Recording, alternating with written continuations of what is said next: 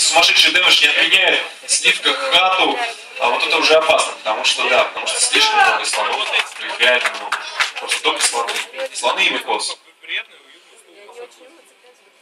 Так, а где же наш медевак? Неужели мы его потеряли?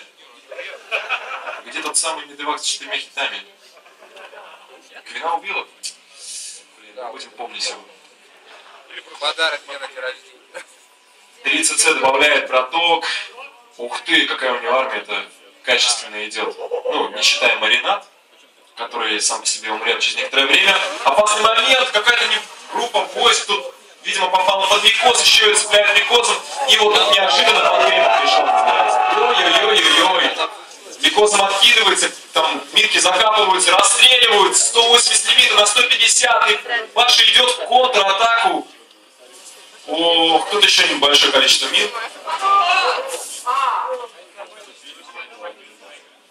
А вот как убивать банши? 4 банши квинами. Причем они могли бы быть с инвизом, с полной маной. Идет атака. А, там карапторы есть, отлично.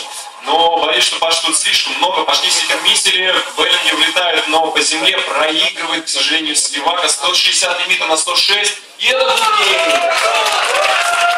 Да, вот это очень качественно. Очень качественно. Напряженные, с разводами, с дропами, с забеганиями, с одновременными атаками. Это же... Но это сложно, когда ты с одной стороны там с брудлордами давишь, пушишь, вроде уже до мейна дошел, а у тебя там какие-то дропы развлекают. Но браток умеет. Браток умеет. 1-0.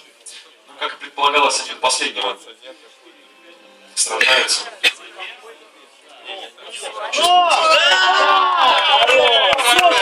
А как забил это? Покажи гол. Покажи. Бежала ты, да?